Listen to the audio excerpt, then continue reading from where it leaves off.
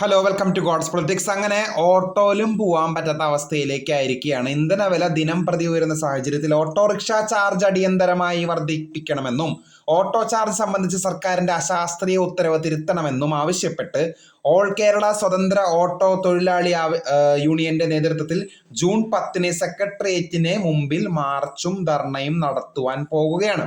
Minimum charge അവർ വെക്കുന്ന condition ഇത്രയേ ഉള്ളൂ. മിനിമം ചാർജ് നമ്മുടെ 30 രൂപയാണ്, അത് 50 രൂപയ്ക്ക് വർദ്ധിക്കണം. പിന്നീടുള്ള ഓരോ കിലോമീറ്ററിനും 25 രൂപ വർദ്ധിപ്പിക്കണമെന്നാണ് ഓട്ടോക്കാരുടെ ആവശ്യം എന്ന് പറയുന്നത്. അനധികൃത സർവീസ് എന്ന് വെച്ചാൽ നമ്മുടെ റാപ്പിഡോ അതുപോലെ തന്നെ ഊബർ പോലുള്ള സർവീസുകൾ പാർക്കിംഗ് പ്രശ്നങ്ങൾ ചർച്ച ചെയ്ത് പരിഹരിക്കുക തുടങ്ങിയ ആവശ്യങ്ങൾ ഉന്നയിച്ചിട്ടാണ് സമരമെന്നാണ് സംഘടന വ്യക്തമാക്കിയിരിക്കുന്നത്. അപ്പൊ ഇതാണ് ഓട്ടോ ചാർജ് അങ്ങനെ 50 രൂപയാക്കാൻ പോവുകയാണ്. സർക്കാർ വിജ്ഞാപനം ഒന്നും വന്നിട്ടില്ല, അവരുടെ സമരം തുടങ്ങാൻ പോവുകയാണ് 10 മുതൽ.